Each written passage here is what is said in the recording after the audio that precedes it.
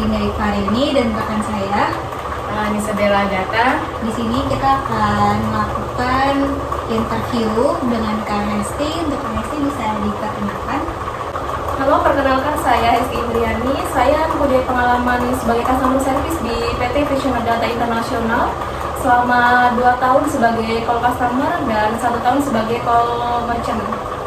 Kemudian saya punya pengalaman juga sebagai customer service di PT Line Express atau Line Parcel selama 2 tahun sebagai WhatsApp customer dan untuk yang sekarang ini sebagai call mitra.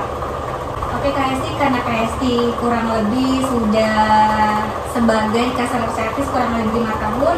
Menurut Kak Hesti, apa sih customer service itu?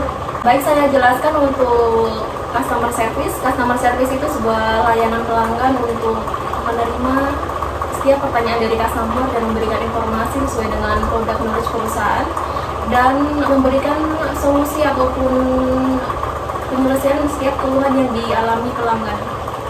Baik Kak Hesti, untuk selama Kak Hesti bekerja menjadi customer service,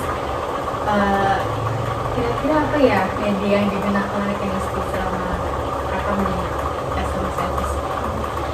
Untuk media, saya coba jelaskan ya. Untuk media sendiri dalam menerima panggilan customer menggunakan apa ya?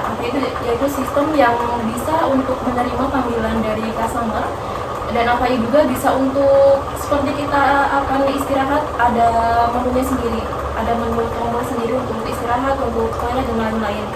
Dan untuk berkomunikasi dengan customer ada headphone yang ini bisa langsung berbicara dengan customer untuk setiap pertanyaan atau keluhan.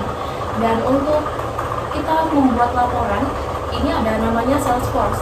Salesforce ini kita membuat tiket laporan setiap ada customer yang menghubungi atau ada keperluannya ataupun keluhan ataupun case yang perlu penanganan khusus. Jadi kita harus membuat laporan untuk follow up ke tim terkait. Kak Hesti, kan customer ini macam-macam sifatnya ya. Jadi berbeda-beda juga untuk penanganan tingkat customer. Apa sih cara Kak Hesti ini mengasih solusi ke customer terhadap permasalahan yang dialami oleh customer itu sendiri?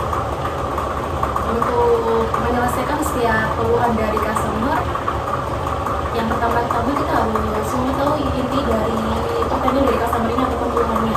Jadi apabila kita sudah mengetahui untuk keluhan apa yang dihadapi customer, nanti kita cocokkan dengan produk knowledge perusahaan untuk menyelesaikan setiap keluhan yang ditanyakan oleh customer seperti itu. Kan customer kan nggak selamanya baik ya Kak ya. Nah, apa itu bagaimana sih cara menghadapi customer yang kalau misalkan tuh komplain gitu, kayak marah-marah gitu, gimana Kak cara menghadapinya? Untuk menghadapi customer yang marah-marah atau yang dinamakan hard komplain, biasanya kalau di customer service itu kita harus bisa memposisikan itu sebagai customer yang memang customer ini kecewa terhadap setiap produk perusahaan ataupun ada keluhan lain seperti itu. Jadi kalau kita memposisikan itu sebagai customer, jadi muncul rasa empati ke customer. Jadi apabila ada untuk customer marah-marah, jadi kita bisa satu mendengarkan terlebih dahulu setiap pembicaraan customer. Apabila customer sudah berhenti berbicara, kita baru menginformasikan apa yang dikeluhkan. Dan yang kedua, kita harus tenang menghadapi customer yang marah-marah, karena apabila kita tidak tenang ataupun tidak bersabar, kita juga nanti akan naik untuk emosinya. Dan yang ketiga, kita harus lebih peduli terhadap keluhan customer-nya. Apabila memang ini untuk case yang perlu penanganan khusus, kita bisa untuk melaporkan ke leader atau ke tim terkait yang memang bisa menangani untuk kasus yang hard komplain ini. Seperti itu kurang lebihnya. Hesti sering ya mendapat customer HC? Ya jarang sih, cuma kalau sekalinya ada ya lumayan bisa nguras emosi. Oleh karena itu kita bisa sabar. Hesti, karena kita sebagai customer service, kita juga harus mempunyai mood yang bagus ya, karena sudah dituntut oleh perusahaan untuk menjadi seorang customer service yang baik. Nah, untuk kendala tersebut, ada nggak sih Kak untuk kendala Kakak ini tidak bisa memberi solusi ke customer saat melakukan pekerjaan atau saat berhubungan dengan customer? tidak bisa memberikan solusi itu pasti ada sih kalau itu ya. Ya setiap keluhan ataupun pertanyaan customer pasti ada untuk solusinya. Jadi saya akan coba jelaskan untuk cara menangani untuk kita apabila memang sudah tidak bisa memberikan solusi. Yaitu yang pertama, ini kita harus meminta izin terlebih dahulu ke customer-nya untuk kita melakukan pengecekan informasinya lebih lanjut, yaitu dengan cara kita meminta izin. Yaitu yang kedua, kita harus hold dulu itu yang sistem kita apa ya. Apabila sudah di hold atau permintaan panggilannya, kita langsung menanyakan keluhan tersebut ke leader yang lebih mengerti terkait dengan keluhan yang ditanyakan customer. Berarti nanti diteruskan oleh tim terkait atau tim leadernya ya Pak? Iya, biasanya seperti itu. Baik, kita lanjutkan untuk pertanyaan selanjutnya. Apa namanya, Kesti kan di sini kan udah lama lah ya, jadi menjadi sebagai customer service selama 5 tahun. Nah, kira-kira apa sih yang membuat Kesti itu tertarik pada customer service? Oke, saya coba jelaskan untuk kenapa saya tertarik di bidang customer service. Karena untuk yang pertama, kita bisa belajar memahami karakter orang. Kan karena setiap orang yang menghubungi kita itu kan karakternya berbeda-beda. Jadi kita bisa memahami dari situ. Lalu yang kedua, kita bisa belajar sabar. Kenapa bisa belajar sabar? Karena setiap customer yang menghubungi, apalagi untuk customer yang sudah pernah kita yang marah-marah, itu perlu penanganan khusus, itu perlu kesabaran yang memang tinggi seperti itu. Jadi kita memang bisa belajar sabar dari situ. Yang ketiga, kita bisa belajar menumbuhkan rasa empati, yaitu pada saat customer menghubungi kita, apalagi untuk customer yang memang di sini untuk case yang sudah lama ataupun case yang memang lama untuk terselesaikan, kita bisa belajar empati dari diri kita, memposisikan kita sebagai customer seperti itu. Jadi menumbuhkan rasa empati dari situ. Berarti Kak Hesti sabar ya orangnya. Untuk customer saya sabar. Ini harus kebutuhan pekerjaan ya. Kak Hesti, kan Kak Hesti di sini sudah kerja di 2 perusahaan besar ya, di PT Visionet dan Lion Pansel, dan 2 perusahaan itu juga menurut saya mendapatkan citra positif yang banyak dari customer. Menurut Kakak gimana sih jadi customer service ini agar nama perusahaan itu mendapatkan citra positif yang baik dari customer itu sendiri? Untuk memberikan citra yang positif di mata customer, kita sebagai customer service juga harus bisa nih menyelesaikan untuk keluhan ataupun pertanyaan yang ditanyakan customer seperti itu. Jadi apabila customernya puas, nanti kan customer ini bisa untuk memberitahukan ke saudara, teman ataupun yang lain bahwa untuk seperti saya di Lion Pansel seperti itu, jadi bisa untuk mengirimkan paket di Lion Pansel karena memang untuk perusahaan ini bagus seperti itu. Dan yang kedua, kita juga sebagai customer service harus bisa memberikan untuk informasi yang akurat. Kenapa ini untuk informasi yang akurat? Karena apabila kita salah info ke customer, nanti efeknya akan customer ini kecewa. Hesti selama ini menjadi customer, apakah pernah kan masih salah info ke customer? Untuk salah info, alhamdulillah enggak ya. Soalnya kan kita juga setiap kita kemudian atau setiap kita kerja, kita belajar untuk produk perusahaan. Dan nanti apabila customer bertanya tentang produk yang baru, kita bisa memberikan info yang jelas, yang memang benar adanya seperti itu. Kak Hesti, menurut Kak Hesti untuk customer service ini seberapa penting sih Kak buat perusahaan?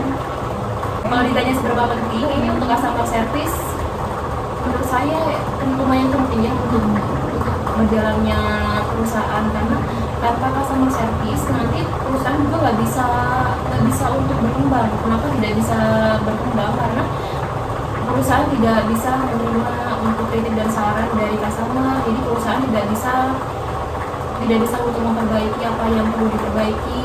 Tapi ini customer kan biasanya menghubungi kita karena ada keluhan, ada kritik dan saran, sehingga kan ini bisa jadi masukan buat perusahaan agar perusahaan bisa berkembang. Kedua, ini kita sebagai gerbang utama ya, karena kita customer service ini yang menyambungkan antara customer dengan produk-produk perusahaan dengan perusahaan seperti itu.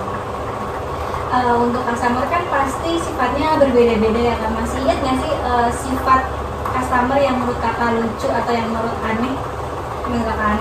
Kalau lucu ada sih, itu yang di perusahaan satu yang di Vision Data ya, atau OVO. Itu pernah tuh ada customer yang iseng atau kenapa ya, itu di akhir panggilan itu dia ini kayak cium gitu di melalui panggilan telepon. Iya, jadi ya kita jadi geli gimana gitu ya, jadi customer service tapi udah nggak bisa ngapa-ngapain juga, ya udah terima aja gitu. Terus yang ada lagi sih Kira-kira apa tuh yang paling unik itu tadi yang cium gitu kan, yang cium gitu kan jarang banget sih ada kayak gitu kan. Terus yang teringat atau emang yang bisa bikin kita tuh kayak seneng gitu kan, itu biasanya kalau customer yang ngasih semangat, itu simpel dia ngasih semangat ke kita, kayak semangat ke kerjanya, kalau enggak kayak jangan lupa makan atau gimana gitu. Itu jadi unik sih menurut saya, soalnya itu yang bisa jadi teringat terus gitu. Nah, terus ini ada pertanyaan terakhirnya nih. Iya. Pertanyaan terakhir, saya menutup lah ya. Kira-kira tuh kakak sehari mendapat komplain dari customer itu kira-kira dapat berapa customer ya? Berapa customer ya? Kalau berapa customer, karena di minggu ini kita kan ada perubahan ya. Sebelumnya kan kalau saya kan di bagian